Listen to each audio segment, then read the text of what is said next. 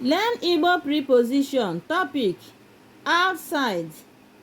Outside. In Igbo, it means nampụta. Nampụta.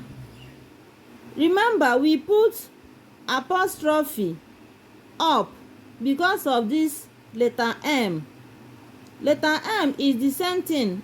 We consider them as vowel letters in Igbo language. Letter M and letter N. We consider two of them as vowel letters in Igbo. We call them in Igbo nyirudume. Nyirudume. In English, it means vowel alike. That is why we put this apostrophe. Remember, we are dealing with mbuzo or preposition. Let's see them in sentences. Igbo, English. Number 1 sentence says, Iko dị na mpụta afere. Iko dị na mpụta afere. Meaning, cup is outside the plate. Another one says, osisi ahụ dị na mpụta ụlọ. Osisi ahụ dị na mpụta ụlọ. Meaning, that tree is outside the house. Another one says, ụkọchukwu nọ na mpụta ụlọ ụka ya.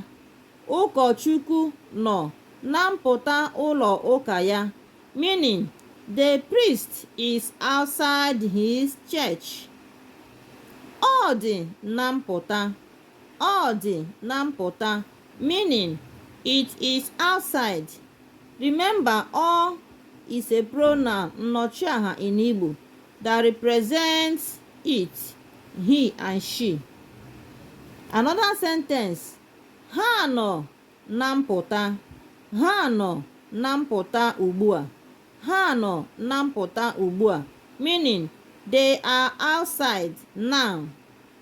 Ha nọ na mpụta ugbua. They are outside now. Anọ m na mpụta. Anọ m na mpụta.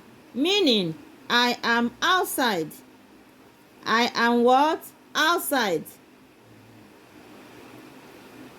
Another sentence says, lee mpụta ha. Lee mpụta ha. Meaning, see their outside. We have explained that letter M, we consider them or we call them vowels in Igbo.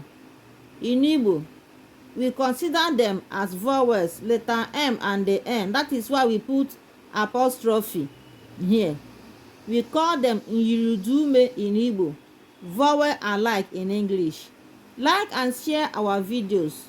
Subscribe to our channel. Follow us for more. Bye.